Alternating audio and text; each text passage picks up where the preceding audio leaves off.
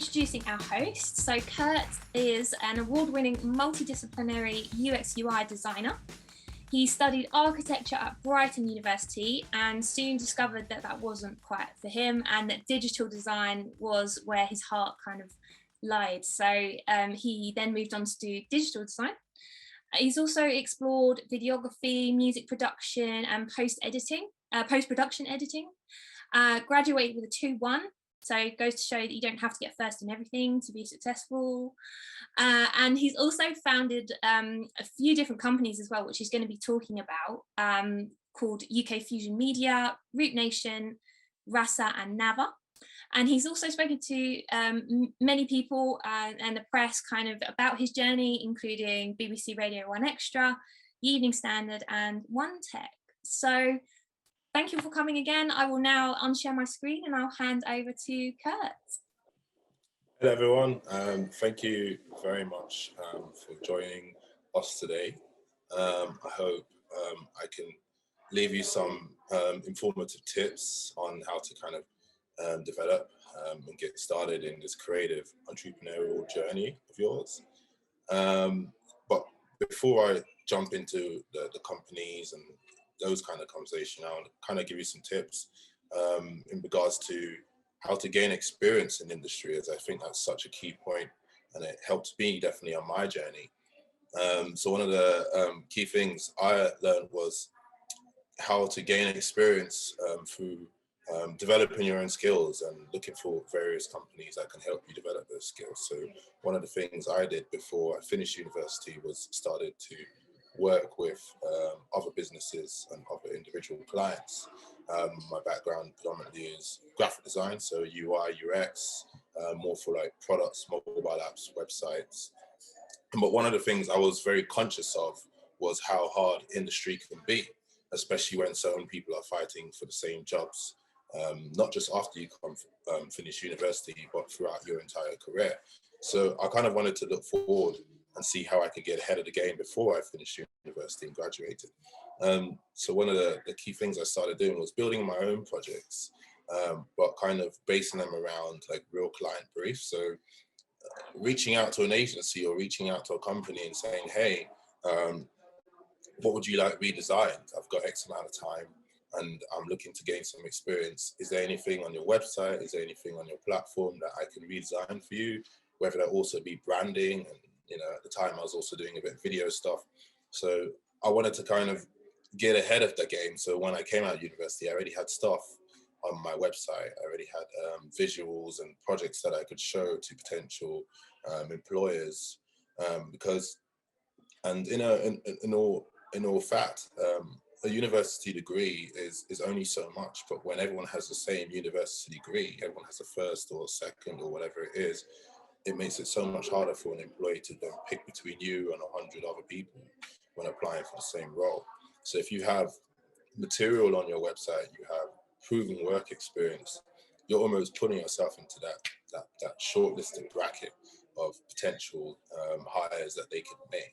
So that's just something to bear in mind when looking to apply for jobs. It's not all about your university degree. That does help.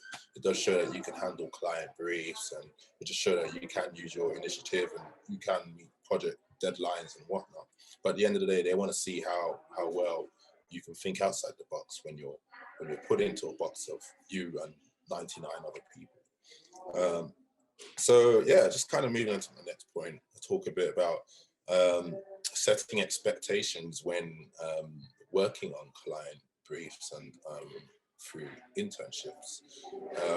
Now, many companies, including myself and the company which I run, Rasa, they want to do internships, but there's only so many opportunities, there's only so many internship opportunities that you could possibly get in industry.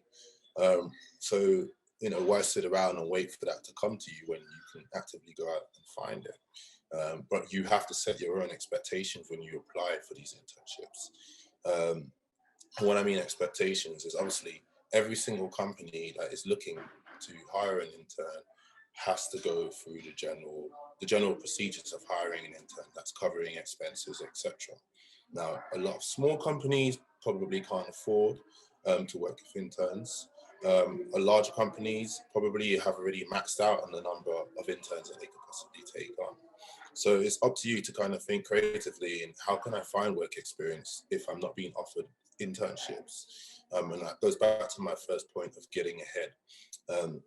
What kind of client briefs can I do for them? And I don't believe in necessarily doing free work, but sometimes doing free work can set you far apart from those who are not willing to do free work, especially when you haven't built up any level of credibility, you haven't got a name for yourself in the industry. Sometimes you have to do a bit of runaround in order to get that notice or get that attention from the potential employees, to then say, look, this person seems like they are the real deal. This person seems like they can do things, and they haven't been offered an official internship, but they've taken that step to go and find it themselves. That's kind of what I did when I finished university. I approached this video agency and I said, look, I'll do 3 weeks of free work for you. I don't want any pay, but this is my expectation.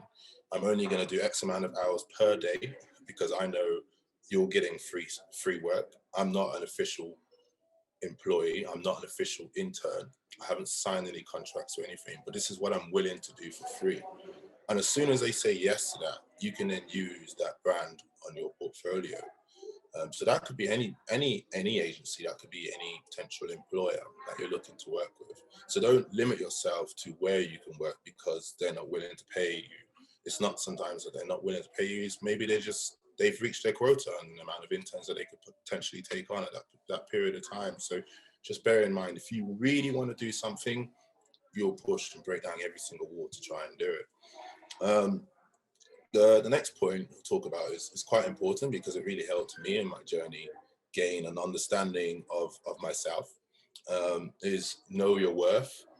So that includes like understanding contracts and the value of money. Now that obviously comes with time and experience, as the more you work for different employers and the more contract work you may do, you can then start setting the bar higher and higher. And that's like, for instance, knowing your hourly rate. What is your hourly rate and how do you then define that? There's different ways of doing it.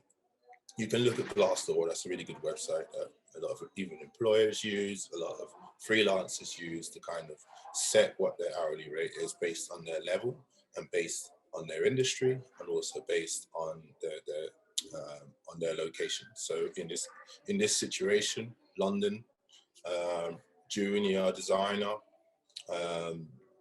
and maybe UX UI is the area of expertise that you want to specialize in.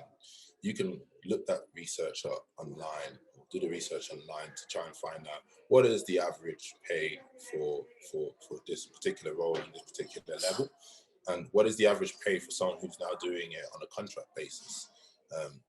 Employers will always, especially if they're looking to work with individuals more long term, will always try and put you on a full-time contract, and because it's just cheaper to hire people on a full-time basis than it is to contract people.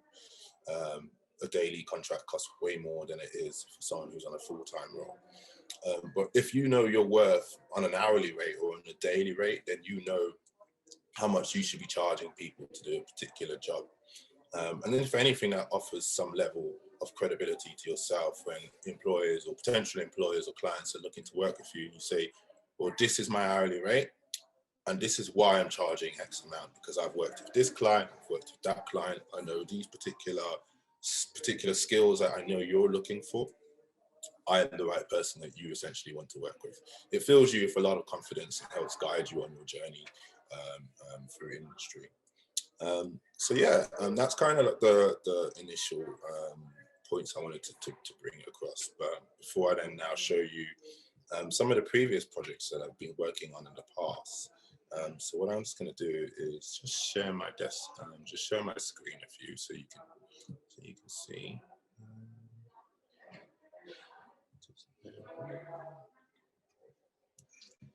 Can we all see that? Perfect. So Samurai was one of the projects I started working on a number of years ago, and it was for this client who just wanted to create like this visual music data platform where artists and potential record labels or music agencies can see and understand and track data about the artist's performance, like how many views and clicks and listens a particular artist is getting on their music. So it's one of the projects I wanted to work on, which I found really exciting because it gave me an opportunity to work on my UI, bring that to life, bring out the branding, bring out and play with different colors, play with different layouts and compositional elements of a platform, but also to try and understand what the client was asking for. So this was really one of my first steps into product, into, I would say website design, but more into product, because I was inventing something. I wasn't just building a website for a service or something. I was building something from scratch. That was like me now stepping into this new area, or opening this new chapter in my design career. So what the client asked me to do was to almost visualize musical data.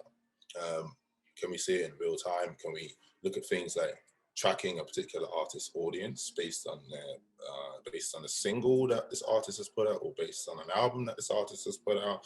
How can we do that? So I came up with these few concept designs. This was back in 2016. I was working on this. So here's some visuals that I was looking at. So like, for instance, monthly listens based on the month.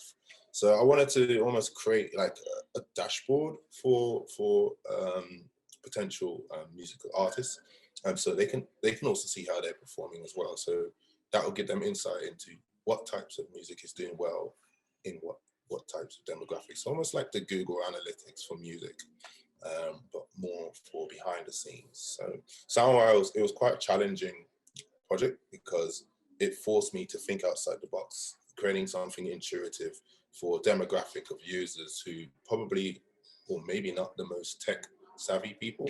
If you think about a lot of people high up in record labels are much older, which is a less techie generation. So creating something that is intuitive for them, that they can understand and track information, and then relay that with the rest of the team, was one of the key aspects of building SoundWire. So it was a really cool startup to kind of work with, and I created all these mock-ups and visualized them in a way that you could see. So for instance, this was for desktop, and you could easily take that over to tablet, maybe for mobile, but the task at hand for SoundWire was to build it for desktop. The next one I'm going to show you is Nava. So that was our previous startup. Let's go on to the top. So Nava is a personalized city discovery mobile app helping you discover your local city. So what we wanted to do with Nava was reimagine the city, but from a personalized point of view. We obviously have apps like Google Maps, where you go on, you click, I'm looking for a coffee shop, but then you get various coffee shops like Starbucks and Cafe Dineros and all sorts of things. So first of all, you get these big brands, and then the really cool local coffee shops that are down an alleyway off the main road. You never find, because Google Maps isn't presenting that information to you necessarily. It's presenting all the big chains that everyone's talking about, like Starbucks, Cafe Nero, etc. And so we wanted to kind of help people find what was their own version of the city for them. So if I like going to bars, I like going to art museums, art galleries, and graffiti and things like that, I want the app to be able to show me those kind of things. If I don't like other things, like I think of the most obscure example. Let's say I don't like whiskey bars, really speakeasy bars. Let's say I don't like graffiti and art galleries. Don't show me that. I don't want to see that, because what it means is you're almost creating this white noise of information, and it's like this paradox of choice as well. So if there's 10 bars I need to then pick between to go to tonight, I might lose interest along that journey because I just can't pick between those 10 bars. So if you can show me 2 or 3 bars that I should go to, and these are the reasons why I should go to, because I'm a really hipster person, I want to be hanging around amongst other hipsters. The types of music that's played in those bars is the kind of music that I really like. The the type of food that they serve in those bars or restaurants is the kind of food that I like, then I'm more likely to want to go to that bar, and it's easier for me to then make that informed decision. So we spent 5 or 4 years building Nava. Unfortunately, we had to close it down last year due to COVID. It was a bit of a difficult, sticky situation trying to send people out to bars when government's telling us all to lock down. So it just meant that there wasn't really any leg to stand on with this app. So unfortunately, we had to close it down.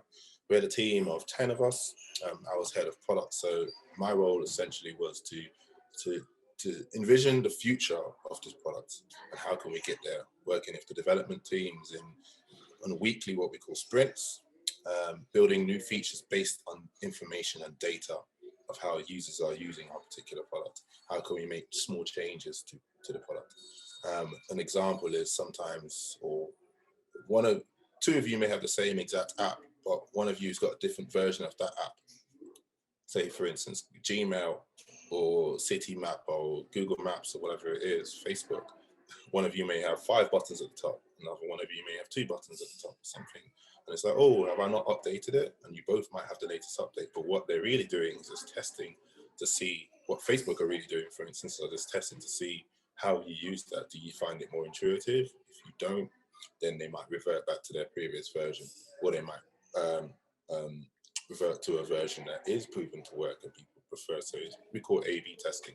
So we do that a lot in products, and we did that a lot in Nava. We're speaking to users, we were tracking to see how users were using the app, what type of bars they were going to, and then that's the data play for us. So we can work with local retailers and saying that this is the type of demographic that go to your bar, this is the type of demographic that go to your restaurant.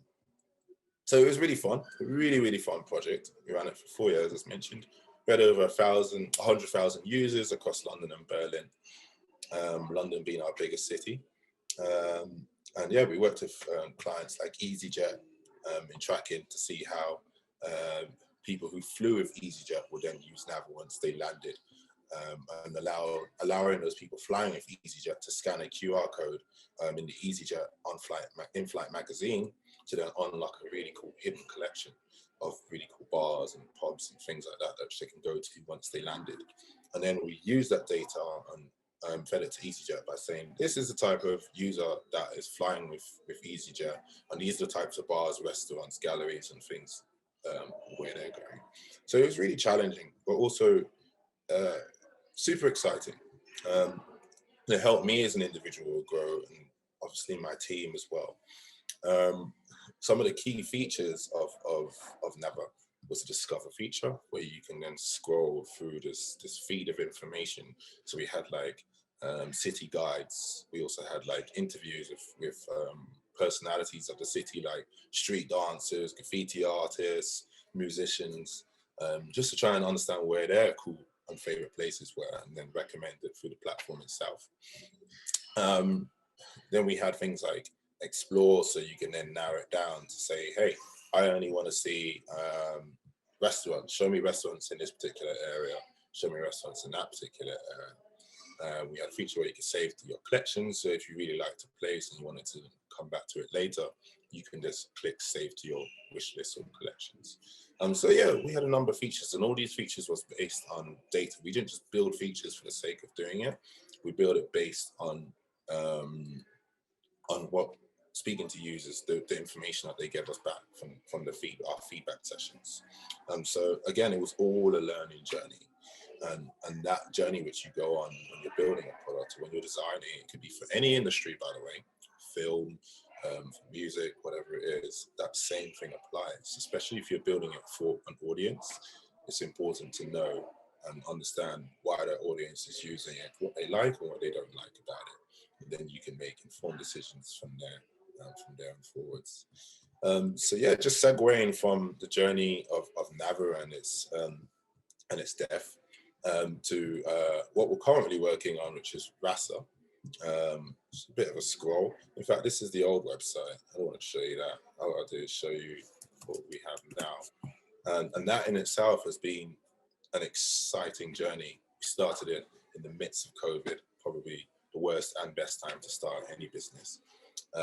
Why? Because obviously you're chilling at home, you've got nothing else to do, why not do something with that time? And also with whenever there's something bad that happens, there's always room for opportunity to improve other situations for other people. There's always room for business. So we kind of wanted to set something up around food. We saw a lot of people learning how to cook during lockdown, myself included, cook better, I should say. And we also saw a take up on people using things virtually, so using things in the internet, and using things and doing online courses. And we thought, well, this is definitely a market which we could, capitalize on. But one of the more, I guess, key things that we wanted to do was bring out the culture behind food. We were a bit sick and tired of seeing Gordon Ramsay going to, I don't know, China and cooking stir fries. We wanted to put forward some Chinese chefs, what Chinese chefs doing, what they talking about. How can we bring out their culinary heritage to the forefront for people to see and to understand? So we thought, and it was the best time to do it, how can we bring out culture behind food? So we started off building Rasa as this platform you'll see on this side, on my website, which I can still needs updating to get back to that. But we initially started off as a recipe platform, where you would log on, you would pay like a monthly subscription like Netflix, and then you get access to all these really cool recipes from chefs around the world. So in this case, you can see a chef that we're actually working at the moment called A.L. Jaegerman, Israeli chef, and he has this particular recipe. You're going to learn how to cook it. But what we then quickly realized about the platform is that there wasn't enough value around what we were offering and what people were paying. People were paying £10 a month. People were still moaning, £10 is a bit much, when I could probably just go to YouTube and find this. I know, and we love the whole culture aspect to it, but it's not enough to justify paying £10 for it. So we had a little think about how we could then change our offering and make it more valuable for people. So instead, we scrapped a recipe platform and made it into cooking schools, but for different culinary cuisines. So the three cuisines we've started working with and we've been filming are the Israeli, Irish, and Filipino cuisine. Again, before, what we were doing is we were making chefs film their own cooking, film their own dish preparations, which we found to be a struggle because a lot of chefs are just not tech savvy. We had all sorts of weird videos coming back of like, trying to fry something, but you can't hear what chef is saying because the frying is so loud. There's a lot of smoke, etc. Fire alarms are going off. It was dreadful, and you can't be charging people £10 a month for that kind of quality in video. So we kind of had a little brainstorm. We're like, why don't we just film these videos ourselves? And so we did.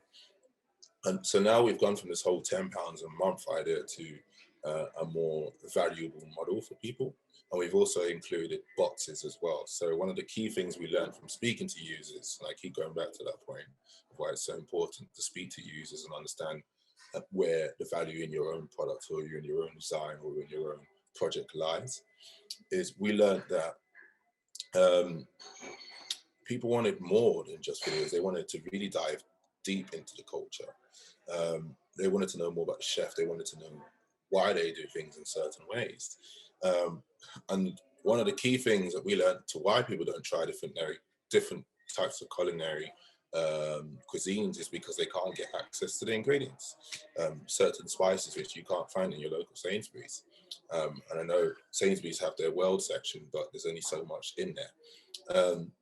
So we wanted to kind of break down the barrier for people and allow people to get access to those specialist ingredients. So at the beginning of every single month, we send a box of specialist ingredients to that person's door when they sign up for the course. So the course is 90 days, so 3 months long, and it's broken into modules. So every month it's a different module. So you get a box, so you get a total of 3 boxes over 3 months. And each module is broken down into whatever is the influence of that particular country's cuisine. So in Ireland, which is where I am now, we have things like sustainable cooking. So like rabbit, venison, etc. We have fish. Fish is a key thing out here. So smoked salmon, smoked hay, and then we have bread making as well. So those are the three modules. And now we've upped our price because, again, customer research. What are people willing to pay? Some people are like, oh, the price is it's a bit much. Charging £450 for the entire school. But then as soon as you say to people, but you pay £500 for a few hours at a cooking school in London, when you can get 3 months of cooking for the same price, boxes included, and utensils, kitchen utensils included, live classes included. The value is sky high. So people are like, actually, that makes complete sense. So yeah, so from that whole journey of starting off as a recipe platform, we've learned so much in just under a year alone, and managed to pivot and change direction so many times, and making sure that we could offer a really cool platform for people to learn how to cook from. So that's kind of where we are with Rasa. And on to my final point, which I think is probably one of the most important things of this talk, is networking. Networking has got me in so many places. It's got me into so many good and positive situations. If you don't network and you choose to confine and limit yourself to your room, to your own personal space, then you don't meet people, and then you just make that layer of complexity of getting to where you want to get to a lot harder, a lot thicker. So by going out, making time, putting time aside to actively go to events, connect with people on LinkedIn or on whichever networking platform you're using, those doors, which probably would have taken you 5 years to open, are now open for you, because this person knows that person who then knows this person that can get you into this particular role, that can get you into this particular movie, that can get you on this particular set, that can get you designing for this particular company. So networking has been one of the most important things for me. It's allowed me to discover more about myself and the types of people I want to surround myself with as well. This allowed me to learn new skills from people who wouldn't necessarily have time to teach people new skills for free as well, by like reaching out to a really high level designer who's worked for some of the top agencies, top businesses around the world, and being like, hey, you fancy going for a cup of coffee? I've got a really cool idea for you. We meet up for coffee. We end up talking about everything that person probably didn't expect to talk about. And that's just like free consulting for them, for me. And then I can offer some value in some kind of way. Obviously, they can offer some kind of value in some kind of way. So, in anything, we kind of help each other. And also people in other industries that you wouldn't expect to find yourself in. Networking is so key because you just don't know, and when you might need help from other people, or what kind of doors those other people can open for you. So yeah, definitely get out there. Don't be shy. Do not be shy. Reach out to people on LinkedIn if you need something from someone. But do it in a way that comes across genuine, opposed to be like, hey, I need your help.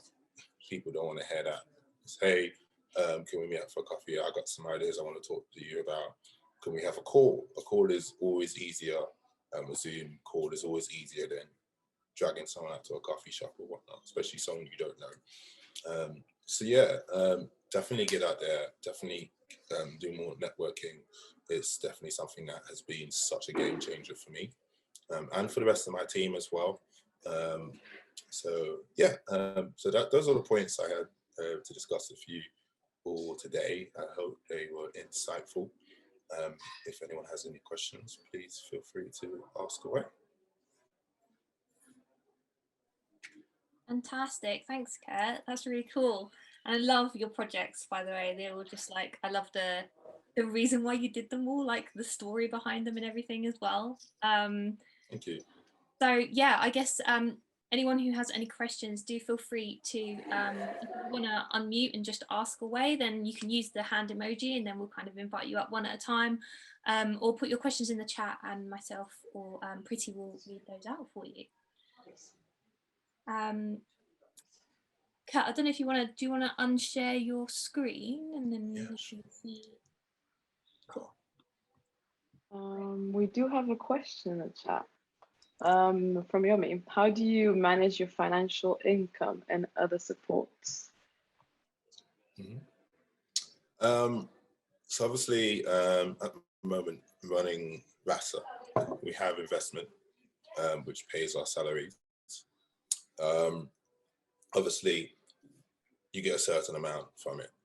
As a founder, you pay yourself the least salary in the company. It's funny because the whole perception of tech startup founders is bougie cocktails next to nice swimming pools or beaches, but most of us are broke, to be honest, until we've really made it, or we're doing really well and the company's turning over some serious revenue. But 90% of startups aren't there. They get investment from a financial body or organization, and then they have a certain amount of time to make that work and to start making revenue, so they become self-sustained. So at the moment we have a salary, we're making a bit of revenue, which is good. Our first course goes live in November, which we're getting sign-ups for at the moment. And whatever we make from there is revenue. But also, for anyone who's working in whatever industry, as soon as you leave that office, or as soon as you leave that at 5:30, the allocated time that the company demands that you work between, that time is yours. That time is your freedom to do whatever you want with. In my time, I spend it, not every day, but a lot of days, I spend it doing other contract roles as well. Just doing little freelance projects here and there. And I was doing them all throughout COVID as well, before we started Rasa, and even when we started Rasa. And that brings in extra income. And because you know your hourly rate, you know your value, your daily rate, whatever it is, I think hourly rate is probably more accurate, because you can't really work for a day because you already have a full-time job. But if you know your hourly rate and you're tracking your time, that's more money in your pocket. So it's a lot easier to manage your finances when you have obviously a full-time job, or you're doing contracting full-time, or you're doing it part-time. But again, you've got to know your value. And again, going back to my point of networking, it's important to network, because people will recommend you to other people. And that's more work that you're always going to have. I think the bigger question is, how do you manage your time when you get in that position? And that all comes down to what you're willing to do, what you're willing to sacrifice. If you're the sort of person that's partying every single night, then you're not going to have time to do contracting. I guess you have to live below your means, opposed to living above your means. So if you're splashing cash up the wall every single day, then you're going to be like, at the end of the month, I need a better job that's going to pay more. Or you need to maybe stop spending as much, start saving a bit more, or find extra work that then pays you more, or renegotiate your salary with your current employer or something of the sort. Maybe that's really the underlying problem. So it's just about being smart with it, putting your money into a savings pot and not touching it. Or if you're planning on buying a house, putting it into a nicer pot and saving up to make that purchase and not touching it. Having a strict budget. I use Revolut. That helps me manage my money, because I can then put things into my pocket. I can then look at my spending for the month, and then understand where I need to then cut, save money, or where I can spend a bit more to achieve X. So yeah, I hope that answers your question. Yeah, that was really helpful. I think, yeah, budgeting is really important, especially like saving up money, putting it away. And when it comes to setting up your work online, do you have any websites that you recommend? Setting up my portfolio, I'm guessing. I guess so. I personally use Squarespace, and people may look at that and be like, "Oh, you're a designer. Like, surely you should build your own website." And that's what I initially thought. That's what I used to think. But when you're so busy doing work for other people, you don't have time to manage your own website. And if you do, you constantly need to update it. And therefore, if you're updating it, when you do update it, you want that process to be as quick and as seamless as possible, because you've got to get back onto doing other work for other people. So I used to use what's it called? Web, no, not web. What's that blogging platform again? Oh, it's actually slipped my mind. I used to use a blogging platform, WordPress. That's it. I used to use WordPress templates and build my website. And you can. I just found that Squarespace was a lot easier to manage and upload projects to. And because I know how to code as well, I can customize it a bit as well, put some CSS in there, some HTML here and there as well. So it then it feels a bit more me. So yeah, I would personally use Squarespace. You could also use Wix, you can use Webflow, depends on what you find most easiest. Yeah, I agree. I feel like as a designer, you definitely don't have the time to keep up with like, your own portfolio. And especially if you're not a coder, I feel like nowadays you have such good options like Squarespace and Webflow, and they're such powerful tools. And you can just make a UI design, and then you can just build that up on Webflow and Squarespace very easily. Exactly, 100%. We have a question from Millie. What's the best way to kick off networking? Where do you start? So you can start with, there's a platform called Lunch Club, which I was using throughout COVID as well. And obviously it was all virtual meetups, but now it's all about to in-person or virtual meetups. You can select which one you want to choose. That is a good starting point.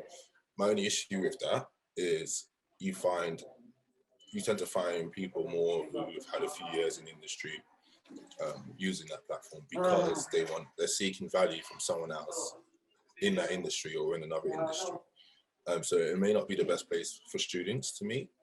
But my recommendation is for networking, reach out to some founders, reach out to managers of different companies, and ask them whether you can just come in and chat. Ask them if you can do some work with them or do a work day or something of the sort. And what that allows you to do, it allows you to meet the people in that environment. And they will treat you nicely, depending on whether it's a nice company, of course. And they'll probably stay in contact with you. And another company, they may know someone who's looking for someone to come in and help them. So they may recommend you, and then that person recommends you. And then before you know it, you've been recommended to a number of people to go and work with. So it is a good way of getting around. Design, obviously, because this is more a design, coming from more of a design background here. Design meetups in London or whichever city you're based in are really cool. I find them they're really fun once you get down there. It can be a bit daunting if you go on your own, but once you're there and the talks start happening, and then they break off for the little networking sessions at the end or the beginning, grab yourself a little champagne or a little wine or whatever, and get schmoozing, get talking to people. And then before you know it, people might, oh, I like your style. Why don't you come and do an internship for my company? I'm looking for a junior designer or junior X, Y, and Z. So that's another good place to network. LinkedIn is your best friend. I will say LinkedIn is your best friend. Twitter as well, and Instagram, all really great platforms depending on what industry you're in. And I see someone has posted Meetup as well. Again, another great platform as well. And when it comes to your approach, what's the first message that you would send to someone if you're trying to network with them? Good question. Very good question. I think it just depends on the person who I'm approaching. Let's say it's an investor. I normally have like an investor template that we send out, keep it quite short. It's always best to go in shorter messages, because as soon as you plow someone with a full-on Powerball, no one wants to read that. Oh gosh, especially if they don't know you, they have no connection to you. I'm not going to read your 300-word essay on why you need an internship. You've got like 100 emails to get through, and no offense, but it's from someone I don't know.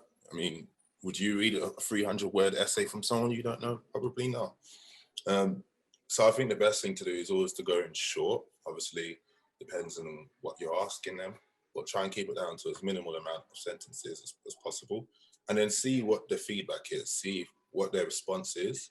And if they don't respond, then you're more open it allows you to open more to more into a full-on dialogue, to more of a conversation. Maybe you can organize a call with them.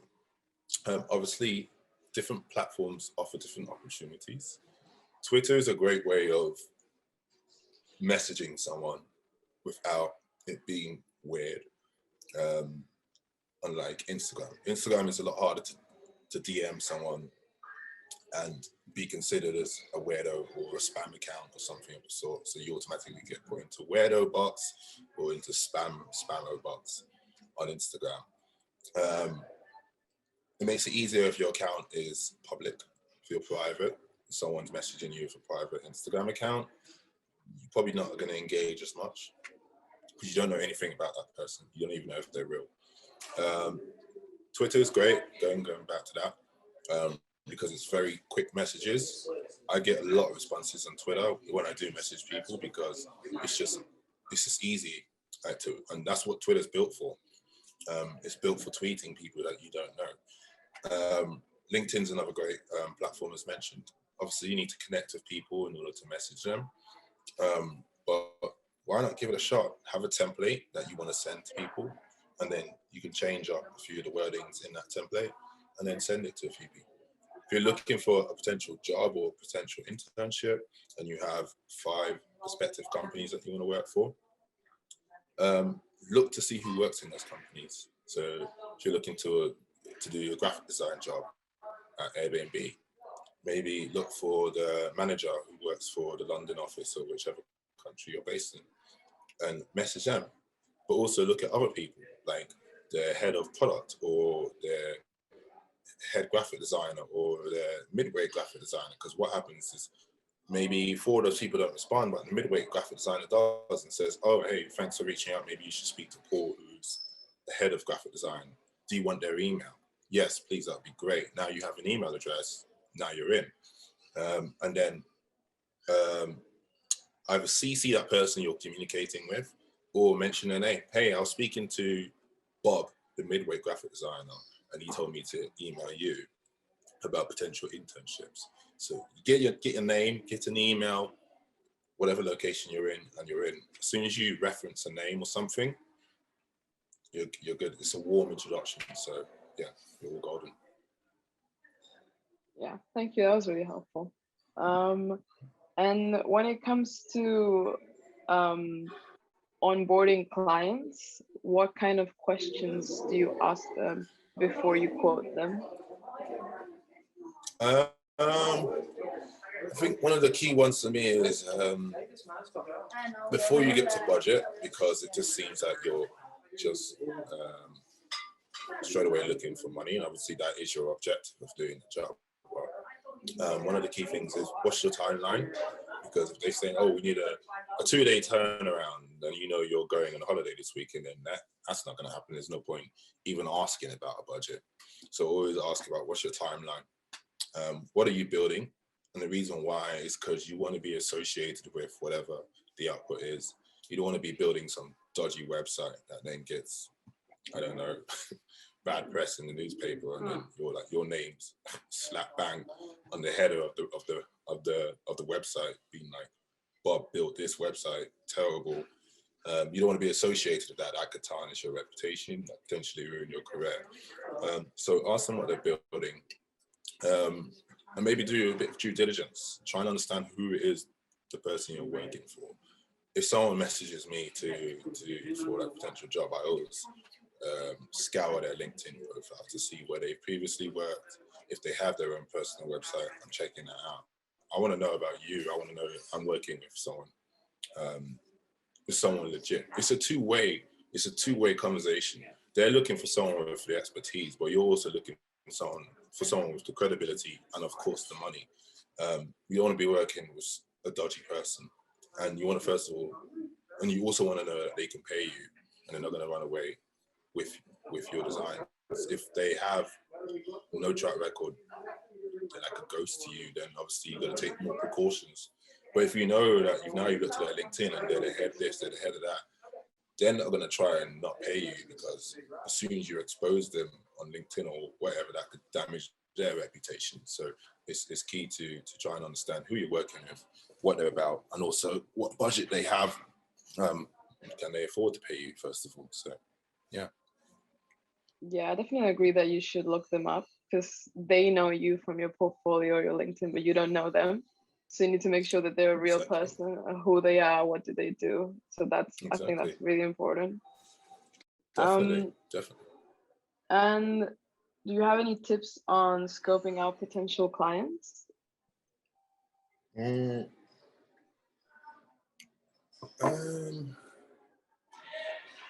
yeah, you can message. I mean, obviously you got your standard things of messaging like an agency. Obviously it's harder to find individuals who want work. You can message services. There's always some kind of service that wants some design work done. For instance, let's say I'm looking for a hotel company, or maybe your local X in the town, or your local X in the city. Hey, I've been looking at your website. Your logo is terrible. Now, obviously, don't say that. Your design your website's not very intuitive. It took me 2 hours to try and find the contact button or whatever. Here's my recommendations to you. Let me give that to you. Oh, thank you so much. We're actually looking to update our website. Would you be interested in doing it for us? Sure. What's your deadline? What's your budget? So that can work. Potential clients, obviously friends, but always be a bit careful working with friends, because friends want favors and favors don't get your bills paid. I would say, again, like meetups are really important. You go into a few like design meetups or whatever it is, whatever the type of meetup it is actually, and they know that you're a designer. They're actually, oh, I'm actually looking for a designer. Maybe after this we can exchange business cards or exchange LinkedIn's, or if you have a website address, I can check it out. Because now they've met you face to face, they know that you're legit and you're a sincere person. Also, now you've met them at an event that they're at, they know that you both have a common interest. So they've already built up that warmth towards you. They're more likely to go and use you opposed to someone they've never met. So meeting someone in person is super important, and can definitely get you potential client work. That is a really good method.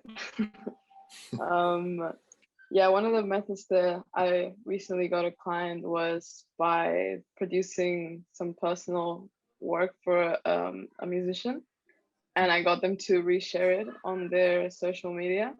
So that attracted a lot of attention. So that was like one way to, for example, get work. Really good exposure, very good exposure. Very good exposure.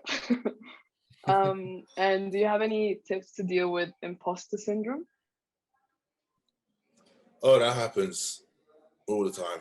No matter how good you get, I won't say it's something you completely get over. I don't know. Maybe some people have.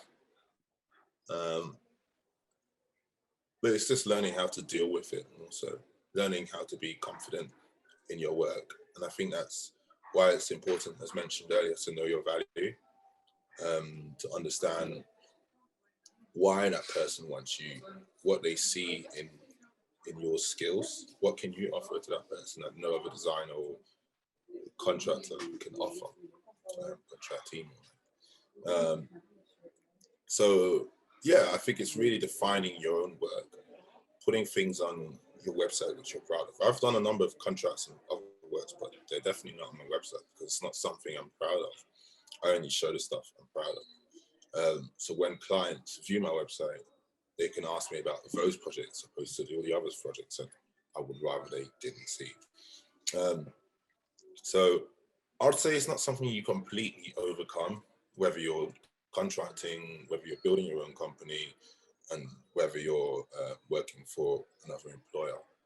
I would say it's something that you just learn to deal with in different scenarios. Obviously, researching and reading up more definitely helps you develop as an individual. And just experience as many areas in which you can gain experience for or from, take it. And if it's not accessible to you directly, go and find it. How can you find it? So yeah, hope that helps. Thank you for all the advice. It's really good. So, Does anyone else have any question in these last few minutes? Now is the time to pop them in the chat.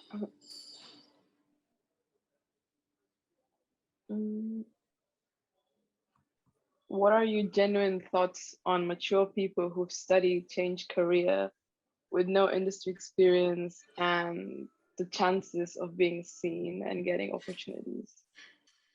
Does your team have mature people on board? yeah, I think that's quite common now though. People who were like, I don't know, architects before, or I don't know, interior decorators, and now have gone into be graphic designers or vice versa. I think that's quite common, and I don't think you should ever, as an employer, ever like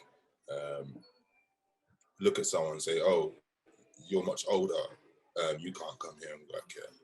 Obviously, certain companies have different types of cultures. So they might want to only hire people within their early 20s or late 20s or whatever that is. You tend to find that probably more in younger startups because they're trying to keep a company culture. But it's not really, from my view, it's not really about that. It's about, first of all, can that person do a great job? Second of all, can they work as a team? Can they work in a team? And maybe as well, do they have the future experience to lead a team as well? You're looking for leadership. You have I'd say two types of designers, two types of developers, two types of everything. Maybe there's obviously more than two types, but the two ones that came to my mind are those who are just exceptionally good at what they do. They plug in their headphones, they can build an entire website in a day or build an entire code base in a day, whatever it is. But that's what they're really good at doing. You ask them to lead anything and they're like, oh, hell no. And then you have those who are willing to sacrifice a bit of that skill and focus on how can I lead? How can I make big decisions on behalf of the team and with the team? So yeah, and that's sometimes where maturity really comes. And that's where sometimes you need a maturity over the person who's just really damn good at what they do. A working example is the company Slack, which I'm sure a lot of you have heard of, based in San Francisco. I think they had like 4 founders at the beginning. 2 of them mainly run the company. One, I think, stepped down, but still has equity in the company. And the other one chose to be a lead developer. It was like, look, I'm not very good at founding things and managing many people. I want to keep my equity, but I just want to be a developer. That's what I was born to do, is to develop things. So just let me do that. He's still a founder, he's still a founding member, but he's a developer. Again, it's all maturity, but it just depends on where you see yourself. What do you see yourself as, the really hard, skilled person, or the person that really wants to lead and take a big team forward, or whatever it is. So there's no wrong and there's no right. Yeah, I agree with you. I knew a few mature students at university, and like all of them have got like such amazing opportunities in industry. And I don't think their age is anything that's, or like their experience though, has been anything that stopped them. 100%, 100%. Fantastic. Well, thank you so much, Kurt. I really, really appreciate you coming along, and thank you, Pretty, as well, for kind of fielding all the questions for us today. Thank you to everyone who's come along. Really appreciate you turning up, and we hope you've got a lot of kind of useful tips and insights, and it's given you the confidence to kind of get out there and start talking to some strangers on LinkedIn and various networking sites. We know it's cringe, we know it's horrible when you are first starting out, but you do get used to it the more you do it. And it really is a great thing to do, because it really does open a lot of new doors for you. Yeah, thank you so much to everyone who's come along. Thank you especially again to Kurt. I have put Kurt's details in the chat for anyone who would like to follow him on LinkedIn, have a look at his website, and also on Instagram. We hope you've enjoyed this takeover. Please do sign up to ternheads.com, show us what you're working on, get involved in the forum. We do hope to start our own meetups very soon in real life now that we can. So let us know what you'd like to do as well on that front. Any kind of, insights, tips, and things that you want us to do let us know, because we want to make it for you. And hopefully we will see you at the next Student Takeover.